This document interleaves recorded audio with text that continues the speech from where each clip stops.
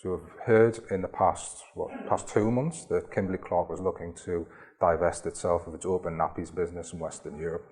No great surprise, but we see this as like, yet another instance of large multinational companies moving out of the Western European market. We saw Georgia Pacific divest itself of its tissue operations in 2011, 2012, and previous to that we saw Procter & Gamble move out of towels and tissue in 2007.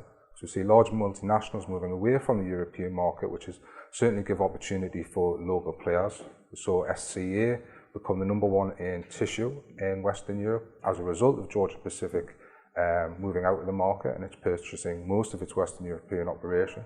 So we're seeing that Western European or indigenous Western European manufacturers are really doing well. Now, the latest Kimberly-Clark indication that they're going to move out of open nappies really opens up the market in some areas for SCA to gain share, also Ontex. But certainly the major companies in Western Europe are going to have to really battle hard with Procter & Gamble and also private label to really establish themselves and make some significant gains in some areas from this announcement.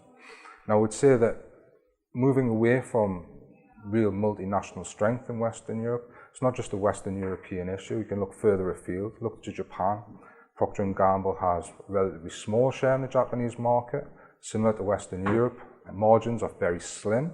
So for a multinational like Procter & Gamble, like the pattern that Kimberly-Clark have established, would it not make more sense to divest itself of an operation which probably doesn't make a huge amount of revenue for the company and invest in emerging markets where generally the uplift is much bigger and the opportunities there are much stronger over the medium to long term.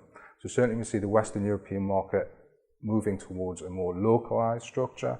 But if you look further afield to Eastern Europe, certainly bigger gains to be made there. Certainly the big companies, Procter & Gamble, Kimberly-Clark, investing heavily in manufacturing and distribution in this region and looking to focus more on the developing world rather than the developed.